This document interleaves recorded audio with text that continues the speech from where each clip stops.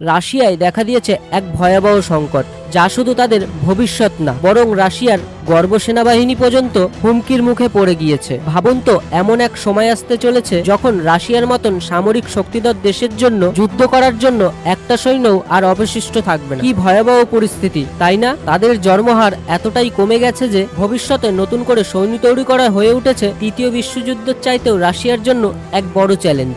একসময় রাশিয়া ছিল কর্মক্ষম মানুষে এক শক্তিশালী জাতি, অথচ আজ সেখানে এতটাই জন্মহার কমে গেছে যে রুশ জাতির ভবিষ্যৎ অনিশ্চিত হয়ে পড়েছে। জানলে অবাক হবেন, পৃথিবীর সব থেকে বড় দেশ রাশিয়া 2024 সালে মাত্র 5,99,000 শিশু জন্ম নিয়েছে। এটা গত 25 বছরের মধ্যে সব থেকে কম। অথচ 2022 সালে এই দেশটার জনসংখ্যা কমেছে 10 লক্ষ। কি ভয়াবহ চিত্র, তাই না? বিশেষজ্ঞরা বলেছে এই সংকট যদি এভাবেই চলতে থাকে 2030 সালে রাশিয়ার জন্মসংখ্যা 10 কোটি থেকে নেমে আসবে 8 কোটিতে, আর প্রতিনিয়ত সেটা এভাবেই কমতে থাকবে। ভাবুন, এত বড় একটা দেশ এত কম মানুষের মধ্যেই চলে যাবে। তারা কিভাবে এই দেশকে নিয়ন্ত্রণ করবে? শুধু সংখ্যার দিক থেকে নয়, এটা জাতির কর্মক্ষমতা, সামাজিক কাঠামো, এমনকি রাজনৈতিকের উপরও গভীর প্রভাব ফেলছে। না, আপনি এর ভয়াবহতা এখনো আঁচ করতে পারেননি। একটা কম জন্মহার মানে কি? মানে ভবিষ্যতে রাশিয়ার জন্য কাজ করার জন্য একটা লোকও থাকবে না। শ্রমবাজার ডাউন হয়ে যাবে, উৎপাদনশীলতা কমে যাবে, বৃদ্ধ জনগোষ্ঠী যাদের জীবনের শেষ দিকে সেবার প্রয়োজন, তাদেরকে দেখাশোনা করার জন্য আর কেউই থাকবে না। ভাবা যায় সবাই যেন একা হয়ে যাবে। এখন প্রশ্ন হলো, রাশিয়া এর সমাধান কিভাবে করবে? বন্ধুরা, আমাদের ক্ল্যাক ফ্যাক্টর চ্যানেলের তরফ থেকে আজকে আপনাদের জানাবো, রাশিয়া তারা তাদের অস্তিত্বকে রক্ষা করতে এমন এক পরিকল্পনা নিয়েছে যা শুনলে আপনাদের অবাক লাগবে। তাহলে বন্ধুরা, আর দেরি না করে শুরু করা যাক। যৌন মন্ত্রণালয় গঠন। অবাক হচ্ছেন?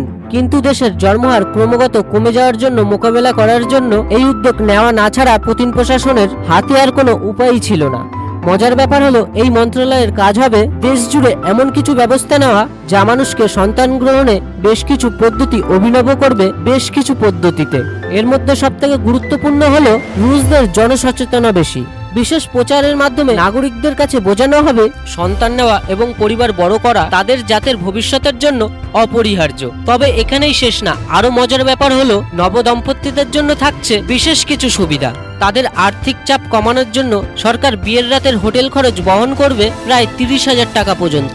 এই উদ্যোগের পেছনে রুশ সরকারের ভাবনা একটাই, নবদম্পতিরা যেন অর্থের চিন্তা না করে স্বামী স্ত্রী একে অপরের মধুর সম্পর্ক কাটিয়ে জন্মহার বৃদ্ধিতে যেন সাহায্য করতে পারে। আরো একটা মজার এবং ব্যতিক্রমী পরিকল্পনা হলো রাত 10টা থেকে 2টো পর্যন্ত ইন্টারনেট এবং লাইট বন্ধ করে রাখতে বলেছে পুতিন প্রশাসন, যাতে করে এই সময়টা স্বামী স্ত্রী নির্বিঘ্নে সময় কাটাতে পারে। প্রযুক্তির কোনো বাধা থাকবে না।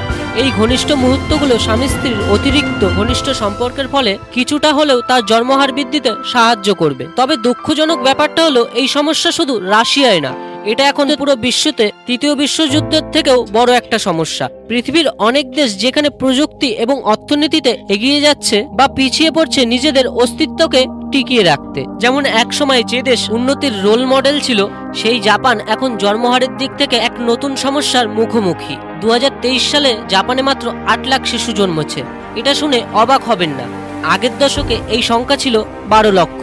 জন্মহার এভাবে কমতে থাকলে এমন দিনও আসতে পারে জাপানের পুরো সমাজ কাঠামোই নিশ্চিহ্ন হয়ে যাবে। আর ইতালির অবস্থাও খুব একটা ভালো না। 2023 সালে ইতালিতে মাত্র 5 লাখ শিশু জন্মেছে, যেখানে 2010 সালে এই ইতালির জন্মসংখ্যা ছিল 10 লাখেরও বেশি। একসময় পরিবার কেন্দ্রিক এই জনসংখ্যা প্রতিনিয়ত কমছে, যা তাদের সমাজ এবং অর্থনীতির উপর বিরাট প্রভাব ফেলছে। সত্যি বলতে এই সংকট একটি সংখ্যা না, একটি টাইম বোমার মতো। ভাবুন তো, যখন তরুণ প্রজন্মের সংখ্যা কমে যাবে তখন বৃদ্ধ জনগোষ্ঠীর দেখাশোনা করার জন্য আর কোনো মানুষই থাকবে না, যেটাতে একদিকে স্বাস্থ্য সেবার উপর চাপ বাড়বে, অন্যদিকে অর্থনীতির চাকা ধীরে ধীরে কমে যাবে। তবে বিশ্বজুড়ে এই জন্মহার সংকট মোকাবেলায় রাশিয়া একাই লড়ছে না।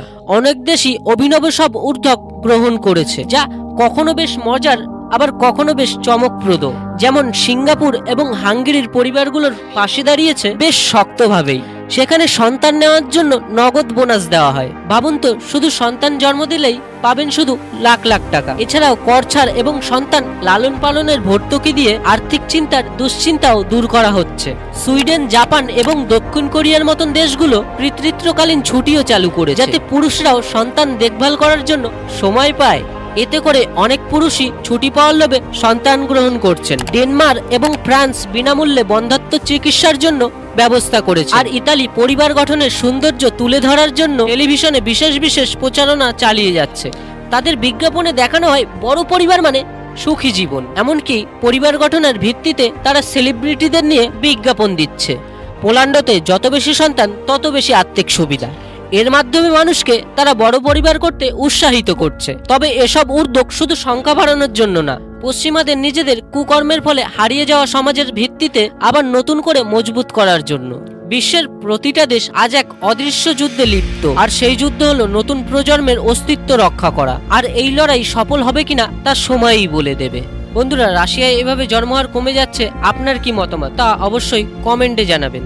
আর আপনি যদি আমাদের চ্যানেলে নতুন হয়ে থাকেন তাহলে অবশ্যই সাবস্ক্রাইব করে পাশে থাকা বেল আইকনটি টিপে দেবেন।